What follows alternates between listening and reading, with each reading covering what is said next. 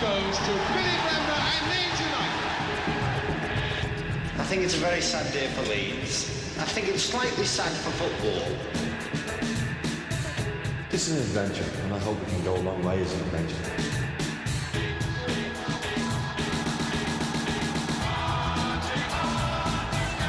We lived the dream. We enjoyed the dream. I look on them all, every one of them in this club, as my own son.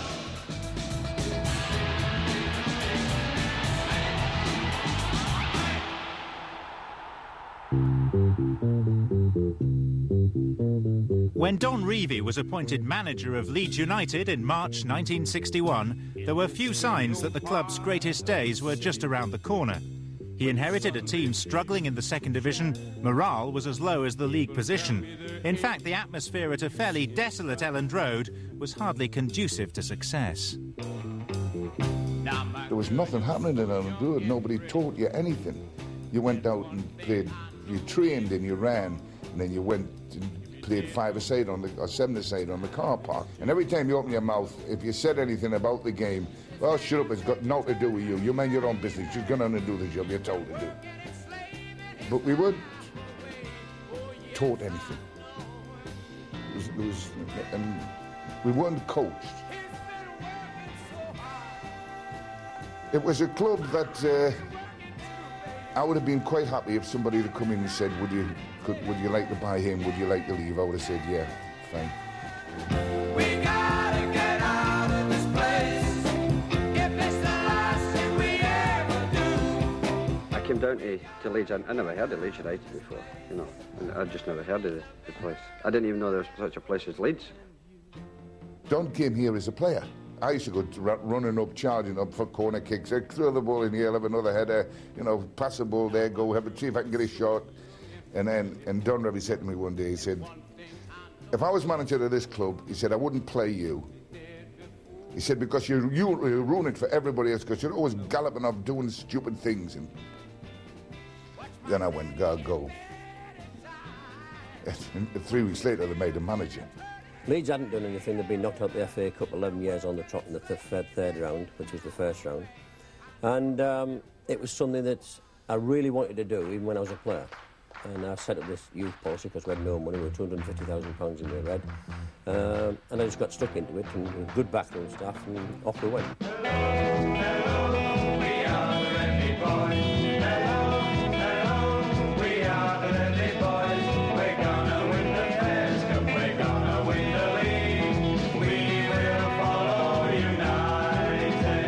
As a player, Revie had always been considered a forward thinker on the game. And within days of his arrival, a new training and fitness regime had been put in place, with the emphasis on bonding the players into a strong unit. On the recruitment front, it took all powers of persuasion to lure good players into the second division. People said to me, why did you go to Leeds? Because there was 30-odd teams trying to sign me, including the Manchester Uniteds, the Chelseas, Rangers and Celtic in Scotland. And I came to Leeds, who were a second division side. But I'd been down on several occasions, and I'd worked with the young players, and I'd seen how good of players they were. And Don had impressed himself on my family greatly. When I was a player, I played for 5 clubs, and I think it was only the first club I played for, Leicester City, that was made feel part of the club. Other clubs I played for, I think you're only a number, and nobody took a real interest in your family or what was happening to you. You trained and you played, and I tried to create a family spirit right from the off. My mother was ill, and he'd got to hear about it, and I got back from training, obviously rung my mother up just to see how she was. She says, I wonder if she said, I got a lovely basket of fruit and bunch of flowers from Mr. Revie. Now, you know, he was looking after not only us, he was looking after our families, and he was aware of your family, and he realised how important it was that your family life, your home life and everything had to be right for you to be concentrating on the job on the field.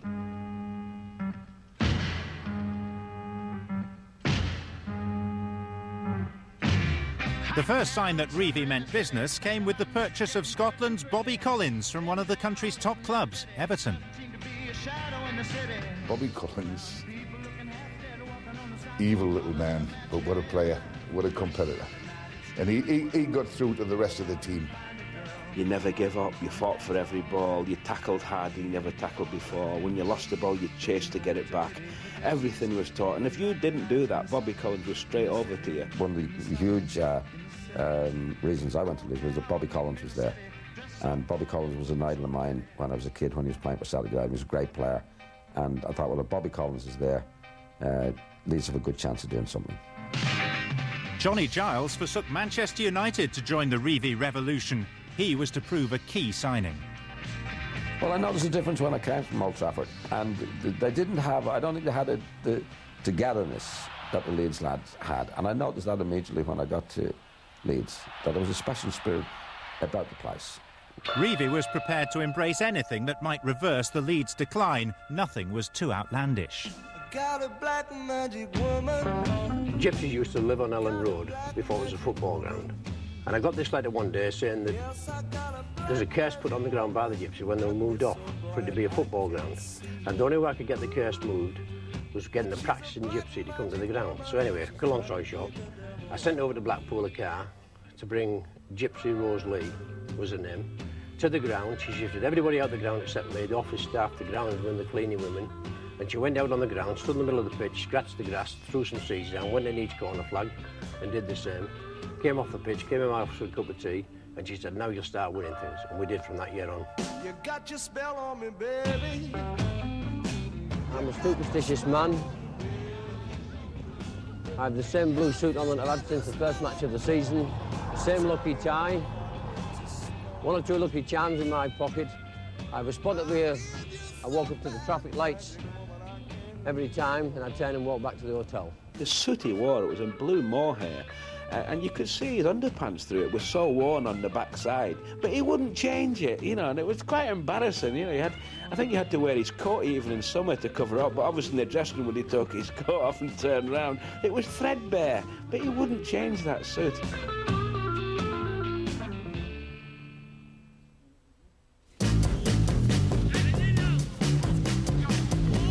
At the end of Revie's first full season, Leeds narrowly avoided relegation. But rather than changing the players or the tactics, he changed the kit. There were mind games even then.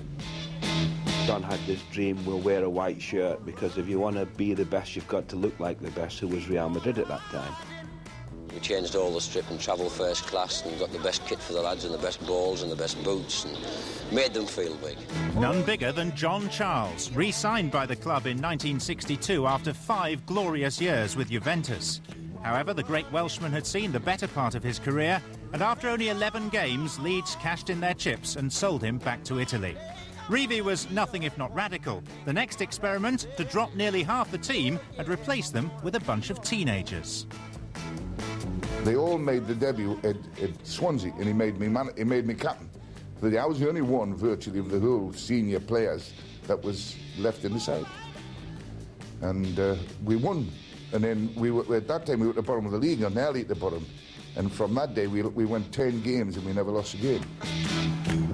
And so, out of adversity was formed the backbone of the Leeds United team that would be the best in the land for much of the next decade. They gained promotion to the top division in 1964.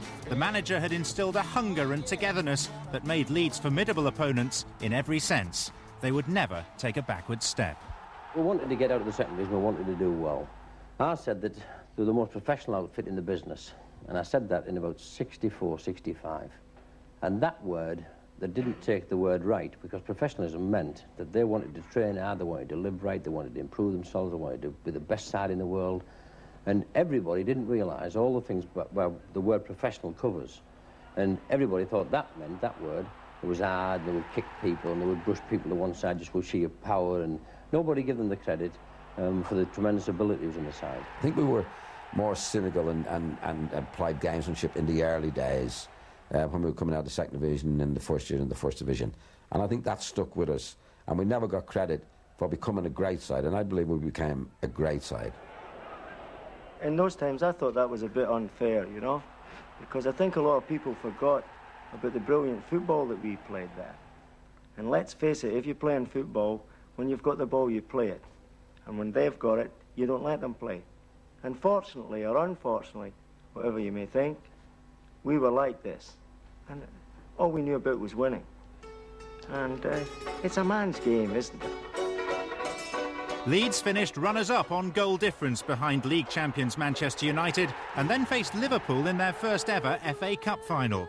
They scored the goal of the game through Billy Bremner, and although they lost 2-1, the name of Leeds United had now been firmly established among the elite, eliciting respect and even among the hardest of opponents, just a hint of fear. Billy never took any prisoners. I mean, Johnny Giles, oh, dear me, don't turn your back. You know, Big Jack and Norman, anything that moved Norman was, you know, like he says, Don Revie used to tell him, you win the ball, son, and give it to somebody who can play. There were so many things talked about Leeds United doing the kicking, you know. But at the end they say that I was a bit fiery. And the reason I was fiery is, if I seen someone kick the opposition, kick my own players, then I got a bit upset about it, you know. So there was two sides doing the kicking, like, you know.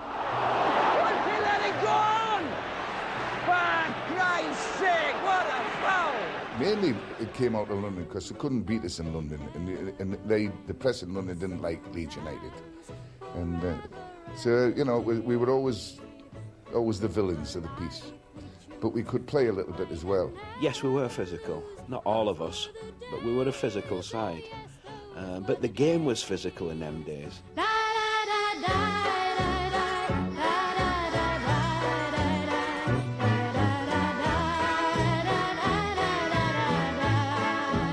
Every team had the Chopper Harris at Chelsea, Peter the Assassin Story at Arsenal, Tommy I'll Break Your Back Smith at Liverpool, Norman Bites Your Legs was ours. And they didn't get names for that because they were nice guys. It was because that was the way they played the game, and these was the things they would say to you. And now the book comes out, and he's sending Smith off. You don't get a team who are cynical, as they said Leeds were, with a gang of no-hopers. They're all internationals, the same as Liverpool were. It was the climate at the time in the 60s and 70s. It's different to today, where you know, if you look sideways at a player now, you're getting booked. I mean, it was you had to be able to look after yourself to survive. If you didn't do that, and that was only to give you a license to play. I mean, I'm a small fella, and I was regarded as a skillful player. Well, if you're regarded as a skillful player, you're naturally a target for the opposition, because I knew before they went out they would say, first chance you get stuck into this fella, let him know you're playing, as they say in football, and try and put him out of the game like that. Well, my attitude to that was, well, I'll give you as good as I get, and then I'll go and play.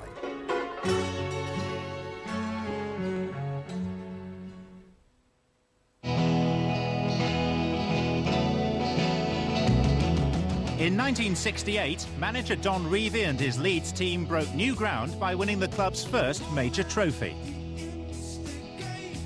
Nearly half a century of largely mundane football had brought a couple of second division championships to the city.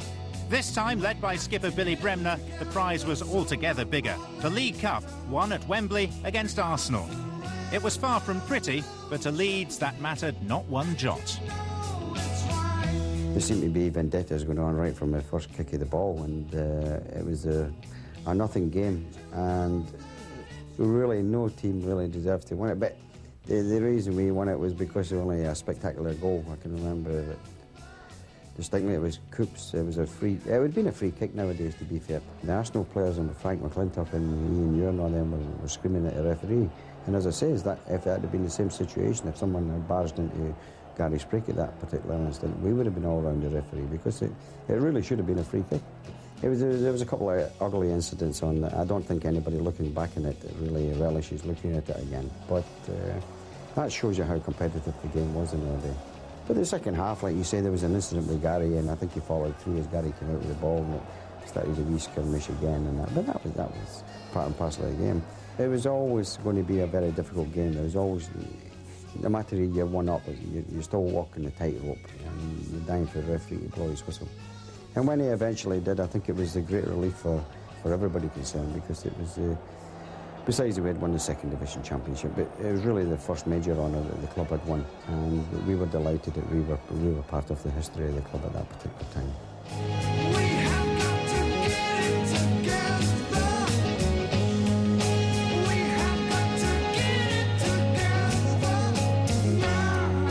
By this stage, Leeds had established themselves as a growing force in Europe.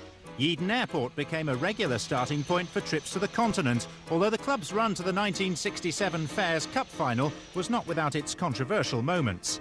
In round 3 against Valencia, the players were ordered off the pitch by the referee to calm down. And the quarter-final against Bologna was decided by the toss of a coin. Level after extra time, and with penalty shootouts just a glint in some distant Eurocrat's eye, Billy Bremner called correctly.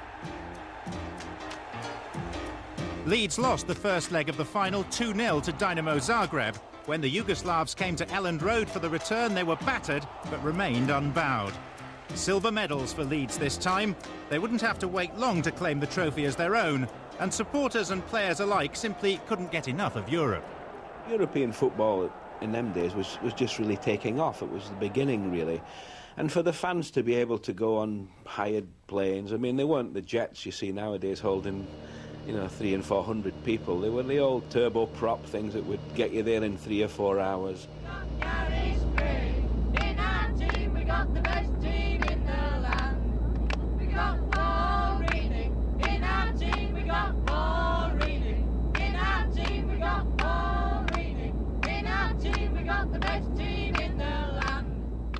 The trips to places like Leipzig and that, where you'd fly to West Germany and have to get off and go on a bus through checkpoint and then 3 hours across bumpy roads in East Germany. And the fans, these European matches, what it's all about. It was great for them then, it was new for them. United, United, United, United, United. We shall not be moved. We shall not be moved. To hell with Man United, to hell with Liverpool. For we fight for United till we win the Football League. 1 year on, and Mick Jones, winner in the first leg of the 1968 Fairs Cup final, meant a draw would be enough to secure the trophy when Leeds travelled to Budapest. The forbidding NEP Stadium was full to its 76,000 capacity. If they'd come expecting a thriller, the Hungarian spectators were to be sorely disappointed. Unsurprisingly, the Leeds approach was merely to hold on to their narrow aggregate lead. Plenty of tenacity, plus a spot of time wasting, was sufficient.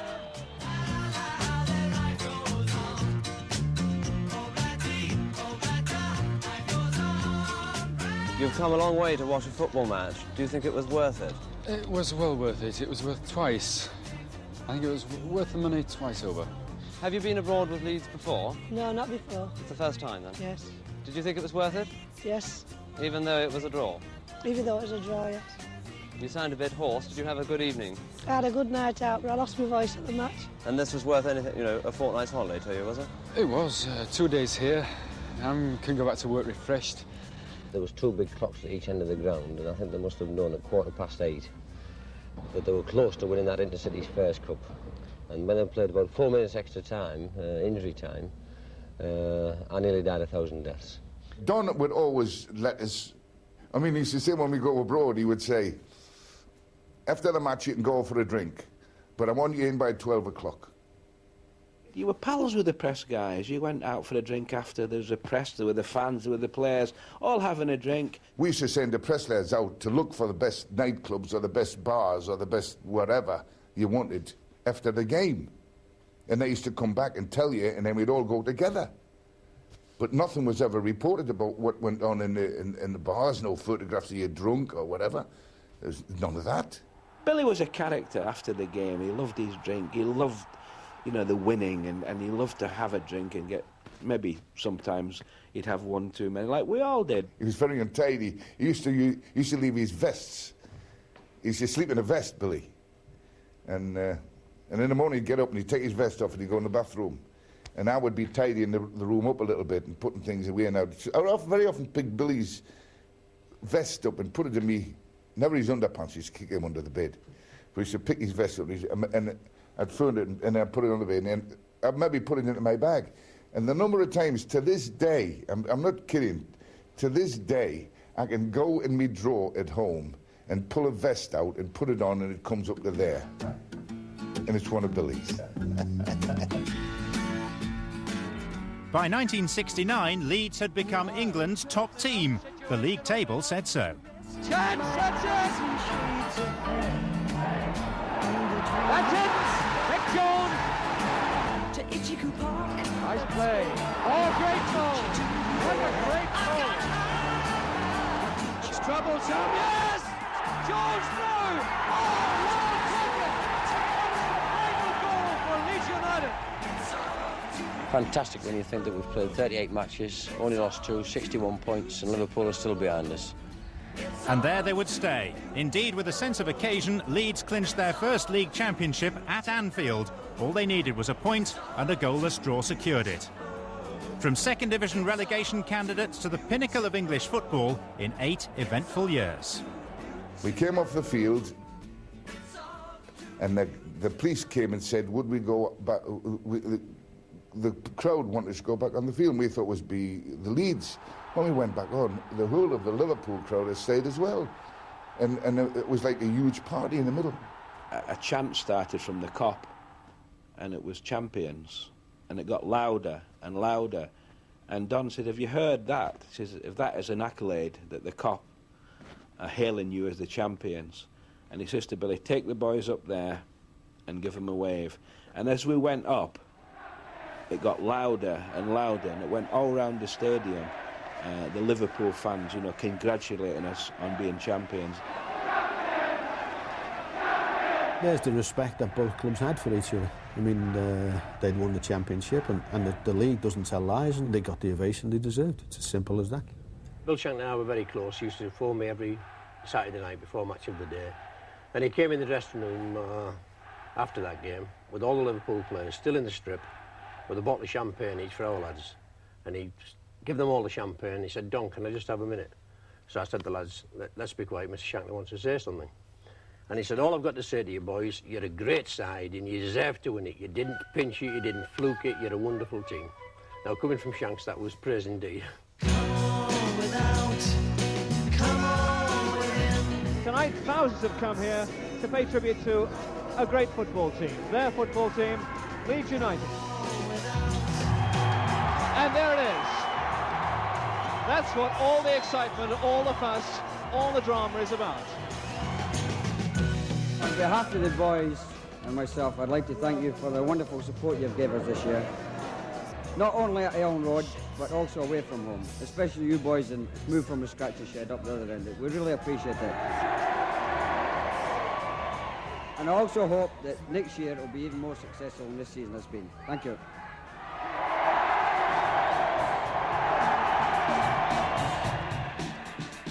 Next week, there was absolutely no question at all that Don Revie was trying to fix football matches.